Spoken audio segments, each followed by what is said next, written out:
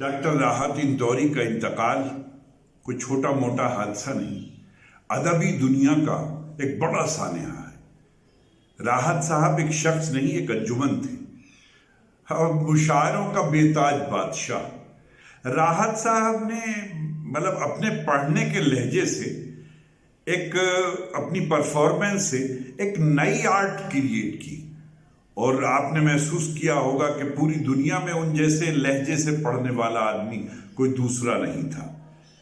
वही घन गरज, ऐसा लगता था कि जैसे जमीन से बुलंदी की तरफ, आसमान की तरफ आवाज जा रही हो।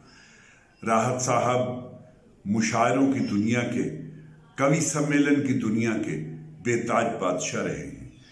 राहत साहब की शायरी हर उम्र के आदमी को महसूस करती थी और कमाल ये था राहत साहब का कि मैं अक्सर कहता था कि राहत साहब किसी खास लहजे, किसी खास मौजू या किसी खास उन्वान के शायर नहीं थे। वो एक ही आदमी मुख्तलिफ किस्म की शायरी करता था। बल्कि मुझे ऐसा लगता था कि राहत साहब की शायरी जो है वो अदब का गुलदस्ता थी। वो एक गमले में जैसे मुख्तलिफ पौधे उगा लिए जाते हैं फूल के और उनकी अलग अलग खुशबुएं होती हैं।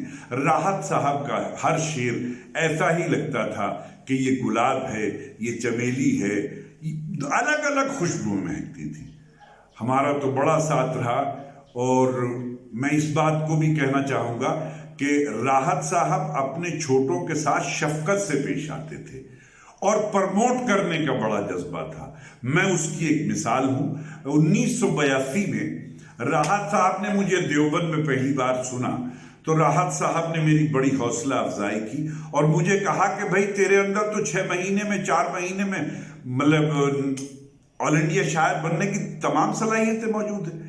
एक जुमले ने मेरे अंदर एक ऐसा जोश, एक ऐसा वलवला, एक ऐसी एक ख्वाहिश बेदार कर दी कि मुझे शौक हुआ कि मैं भी मुशायरों में जाऊं। राहत साहब ने मुझे बहुत प्रमोट किया और बहुत आगे बढ़ाया। खुदा उनकी मग़फ़िरत फरमाए, दर्जात बुलंद करे। कम लोग ऐसे होते हैं कि जिनकी इतनी मकबूलियत होती है, मकबूलियत बेइंतहा मकबूलियत, हिंदुओं में, मुसलमानों में, हिंदुस्तान में, पाकिस्तान में, अमेरिका में, कनाडा में, जहां जहां भी उर्दू बोली और पढ़ी और लिखी जाती है वहां सब लोग राहत साहब का इंतजार करते थे। लोग मुशायरे का इंतजार करें और मुशायरे में राहत साहब का इंतजार करें, ये मैंने अक्सर देखा है। राहत साहब के साथ बेइंतहा सफर करने का इत्तफाक हुआ, बेइंतहा उनकी शफकत महसूस की। अल्लाह ताला ने उनको जो लहजा दिया था वो तीखे लहजे के तो शायर थे, लेकिन वो तीखे लहजे के साथ ईमानदारी जरूर बरतते थे। उनके लहजे की जो कड़वाहट है उसका जायका हर आदमी महसूस नहीं कर सकता। वो नाइंसाफी के खिलाफ अलम बगावत लेकर के खड़े हो जाते थे तो एहतजाज के शायर बन जाते थे। जब वो गजल के मीर के लहजों को इख्तियार करते थे तो वो रोमांस के शायर बन जाते थे। कमाल ये है कि इल्म की दुनिया में भी कामयाब और फिल्म की दुनिया में भी कामयाब। राहत साहब ने गाने भी लिखे तो बहुत शानदार लिखे। वो इल्मी दुनिया में और फिल्मी दुनिया में दोनों जगह यकसां तौर पर कामयाब रहे। मिजाज के एतबार से कलंदर, बेनिहाल, और मेरी तो अभी राहत साहब से 4 या 5 रोज पहले ही बात हुई थी। मैंने उनका मिजाज पूछने के लिए टेलीफोन किया तो उन्होंने कहा कि भाई नवाज भाई मैं तो घर पर हूं, मैं तो बिल्कुल घर से बाहर नहीं निकल रहा हूं। तो मैंने कहा नहीं राहत भाई एहतियात रखिएगा, बहुत अच्छी बात है, लेकिन ये क्या खबर थी कि 4-5 दिन पहले उनसे बात हुई और 4 और 5 रोज के बाद ये घन गरज वाली आवाज हमेशा के लिए खामोश हो जाएगी। लेकिन राहत साहब गए हैं, राहत साहब का लहजा जिंदा है, राहत साहब का उसलूब जिंदा है, राहत साहब की शायरी जिंदा है। कम लोगों को ये खुशनसीबी हासिल होती है कि उनके यहाँ कोटेबिलिटी हो, उनको रेफरेंस के तौर पे इस्तेमाल किया जाए। अक्सर किसी शायर का एक मिसरा जिंदा हो जाता है तो वो शायर इतिहास में, अदब की तारीख में जिंदा हो जाता है। राहत साहब के तो सैकड़ों शेर ऐसे हैं जो आज जुबान ज़द-ए-आम हैं, आम तौर पर लोग उन सब का इस्तेमाल करते हैं। कब्र के पत्थर के नीचे थी मेरी अय्याशियां और मेरे आमाल का साया मेरे बच्चों पे था। क्या कर्ब है, क्या बेचैनी है, किन लफ्जों के साथ उन्होंने इसको बयान किया है। अल्लाह ताला उनकी मग़फ़िरत फरमाए और दर्जात बुलंद फरमाए। फैसल राहत, सतलज राहत, भाभी, उनकी बेटी, वो तन्हा इस गम को नहीं झेल रहे हैं, बल्कि आज पूरी दुनिया राहत साहब के इस इंतकाल के गम में डूबी हुई है और यकीनन बहुत देर तक डूबी रहेगी। राहत साहब के यहाँ जो जुर्रत इनकार है वो भी बड़े काम की है। उन्होंने अपने लहजे को थोड़ा सा नुकीला बनाया, खारदार बनाया, लेकिन वो सबके लिए ऐसा नहीं है। मोहब्बत करने वालों के लिए वो मोहब्बत के शायर हैं, नफरत करने वालों के लिए उनके हाथ में अलम है, मोहब्बत का अलम है।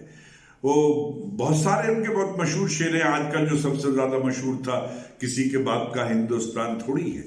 तो जाहिर है कि उन्होंने और जिंदगी की जो कड़वी सच्चाइयां हैं उनको भी राहत साहब ने मतलब एक मीठे लफ्जों के साथ बयान किया है। तो राहत साहब की किन किन खूबियों का बयान किया जाए। राहत साहब अपने छोटों के साथ, बड़ों के साथ, उनके लहजे में कभी कभी एक चुभन महसूस होती थी लोगों को। तो लोग, लेकिन उनकी बेबाकी, उनकी बेतकल्लुफी, जरा सी देर में कोई बात कह दें और थोड़ी देर के बाद राजी हो जाए और मान जाए और एतराफ करें कि हाँ भाई ये बात ठीक नहीं थी। ये उनके बड़ा होने की दलील है। तो राहत साहब शायर भी बड़े थे, आदमी भी बड़े थे, अदीब भी बड़े थे, और शायद कम लोगों को मालूम ये होगा कि वो पेंटर बहुत बड़े थे, फनकार बहुत बड़े थे, आर्टिस्ट बहुत बड़े थे और प्रोफेसर बहुत बड़े थे। बड़े बड़े आप ये देखिए कि एक आदमी ने यूनिवर्सिटी में भी पढ़ाया, एक आदमी ने मुशायरे के स्टेज पर भी जिंदगी गुजारी, एक आदमी ने कवि सम्मेलन में भी मकबूलियत हासिल की। कमाल ये है कि राहत साहब की शायरी को अगर कागज पे तोला जाए तो भी सच्ची और खरी साबित होती है। मुशायरे के स्टेज पे परखा जाए तो भी 24 कैरेट की महसूस होती है। राहत साहब इल्मी दुनिया में गुफ्तगू करें और बात करें और पोएट्री करें तो उसको मतलब पजीराई मिलती है। राहत साहब फिल्मी दुनिया में जाकर के अगर फिल्मी गाने लिखे तो वो इल्जाम जो आमतौर से फिल्मी दुनिया के लोगों पर है वो झूठा साबित होता है। लगता है कि नहीं, अगर अच्छी शायरी की जाए तो लोग फिल्मी दुनिया में भी अच्छी शायरी कर सकते हैं। राहत साहब ने ये बात साबित की और बेइंतहा फिल्मों में गीत लिखे, बहुत मकबूल हुए और बड़े मकबूल फिल्मी दुनिया के शायर रहे। बहरहाल जाती तौर पर भी मुझे दुख है और पूरी दुनिया गमगीन है। अल्लाह उनकी मग़फ़िरत फरमाए, दर्जात बुलंद करे और उनके अहल-व-अयाल को सब्र जमील अता फरमाए। ये उर्दू अदब का भी नुकसान है, हिंदी अदब का भी नुकसान है, बल्कि यूं समझिए कि गजल का नुकसान है, शायरी का नुकसान है, कविता का नुकसान है। एक बहुत बड़ा नुकसान है, एक बहुत बड़ा नुकसान।